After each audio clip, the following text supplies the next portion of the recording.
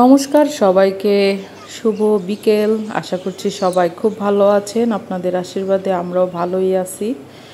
আজকে একটু মনটা খারাপ, কারণ আজকে বাড়ি থেকে চলে যাচ্ছি। এই 3-4টা দিন অনেক বেশি আনন্দ করলাম, তো এখন চলে যাব। রেডি হয়ে গেছি, সবাই রেডি হওয়া কমপ্লিট, ব্যাগ ট্যাগ গোছানো শেষ। এই তো আদের বাবাও রেডি হয়ে গেছে, আর এই তো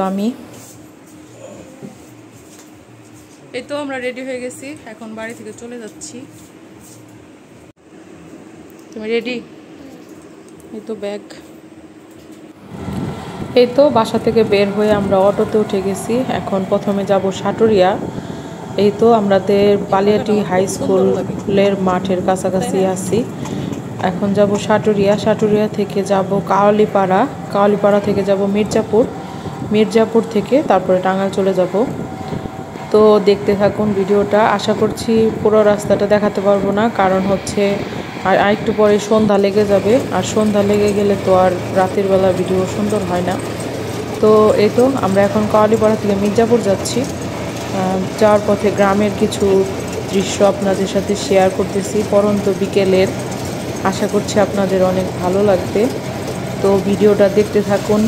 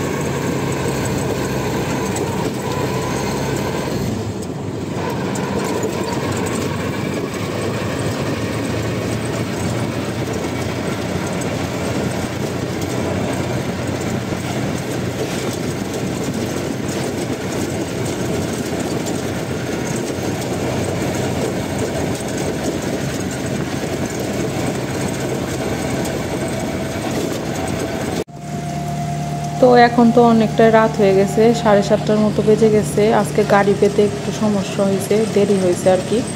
এখন আমরা মির্জাপুর থেকেও বাসে উঠতে পারি নাই, কারণ রাস্তায় অনেক চাপ ছিল, গাড়ি ভরা, সিট পাই নাই। তাই আমরা সিএনজিতেই যাচ্ছি। সিএনজিতে উঠে গেছি, এখন আমরা যাব টাঙ্গাইল। তো মির্জাপুর থেকে সিএনজিতে উঠছি, আর এটা হচ্ছে মির্জাপুর বাইপাস। তো একটু একটু দেখানোর চেষ্টা করছি সারা রাস্তায়। আশা করছি আপনাদের ভিডিওটা ভালো লাগতেছে।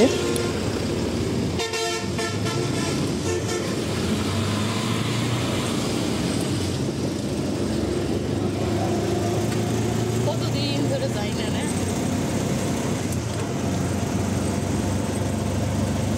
একদিন যাইবে ভাবনা, কবে আমাকে নিয়ে যাবে না ছাড়া।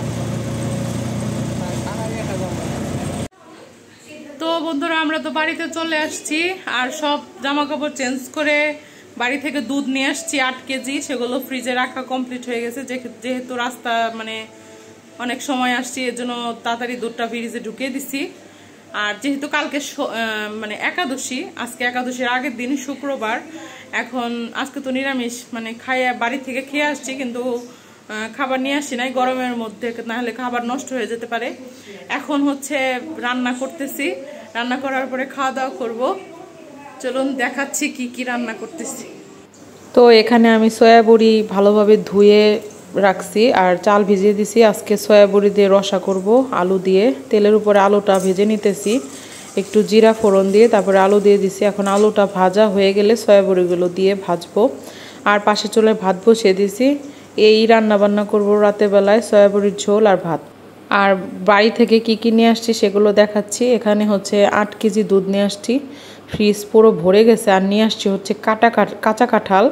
ওই দিন যে কাঁঠাল রান্না করছিল, বাকি মানে যতটুকু ছিল সবখানি আমার শাশুড়ি মা দিয়ে দিছে।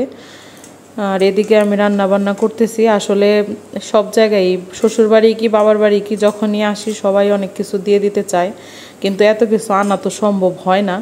তারপরেও যতটুকু আনা যায় ততটুকু আনার চেষ্টা করি। এদিকে আলুটা ভাজা হয়ে যাওয়ার পর এখন আমি সয়াবড়িগুলো দিয়ে দিলাম। আর এখানে সয়াবড়িগুলো অনেকক্ষণ ভিজিয়ে রাখছিলাম, ভালোভাবে ধুয়ে পরিষ্কার করে নিয়েছি প্রায় 6-7 বার। তো এখন আমি ভালো মতো সয়াবড়িটা ভেজে নিব। আর পাশের চুলায় ভাতও মানে বলকিয়ে গেছে, উতরিয়ে গেছে আর কি। তো ভাতটা উপর করে দিব। আমরা সবসময় মারগালা ভাত রান্না করি, আর মারগালা ভাতই আমাদের সবার অনেক বেশি পছন্দ। তো এদিকে সয়াবড়িগুলো ভেজে নিচ্ছি আলুর সাথে। আমি কোনো সময় আলাদা আলাদা করে ভাজি না, কারণ এরকম একসাথে ভাজলে পরে আমার কাছে বেশি ভালো মনে হয়, আর সময়টাও কম লাগে, তেলটাও কম লাগে, কারণ সয়াবড়ি রান্না করতে এমনিতে অনেক বেশি তেল লাগে।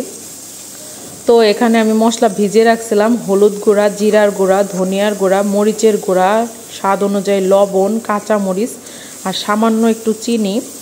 এখন মশলাটা দিয়ে দিছি, ভালোভাবে এখন কষাবো। একটু সময় নিয়ে কষাতে হবে যাতে মশলাটা সয়াবড়ি প্লাস আলু দুইটার মধ্যে ভালোভাবে মিশে যায়, আর লবণটাও যাতে ভিতরে মানে ঢুকে, এর জন্য একটু বেশি সময় নিয়ে কষাতে হবে। তো অনেক সময় কষানোর পর এখন দিয়ে দিলাম হচ্ছে জল। একটু জল দিছি, কারণ একটু জল দেওয়ার কারণে একটু ভালো কষানোটা হবে যাতে মশলাটা পুড়ে না যায়। এখন একটু ঢাকনা দিয়ে ঢেকে তারপরে কষাবো, তারপরে ঝোলের জন্য জল দিয়ে দিব। এদিকে সয়াবড়ি রান্না করা কমপ্লিট। পুরো রেসিপিটা শেয়ার করি নাই, লাস্টে একটু গরম মশলা দিছি আর একটু ঘি দিছিলাম। দেখতেই পাচ্ছেন লুকটা কত সুন্দর হয়েছে। ওদিনের রসাটা অনেক বেশি ভালো হয়েছিল। তো আপনাদের তো দেখালাম রান্না বান্না শেষ হইলো, কেবল এখন খাওয়া দাওয়া করবো। এখন বাজে রাত্রি 10টা। তো এখন খাওয়া দাওয়া করবো, কালকে তো একাদশী। তো আজকের মতো এখানে ভিডিওটা শেষ করে দিচ্ছি। আজকের মতো বিদায়। সবাই ভালো থাকবেন, সুস্থ থাকবেন, আমাদের সাথেই থাকবেন, চ্যানেলটিকে সাবস্ক্রাইব করবেন। ভিডিও ভালো লাগলে লাইক, কমেন্ট ও শেয়ার করবেন। আর সবাই একটু বেশি বেশি কমেন্ট করবেন, তাহলে ভিডিও বানানোর জন্য একটু উৎসাহ পাবো। তো টাটা। তো এই ছিল আজকে রান্নাবান্না। একটু সালাদ কেটে নিছি, শসা আর লেবু। আর এখন আমরা খাওয়া দাওয়া করবো।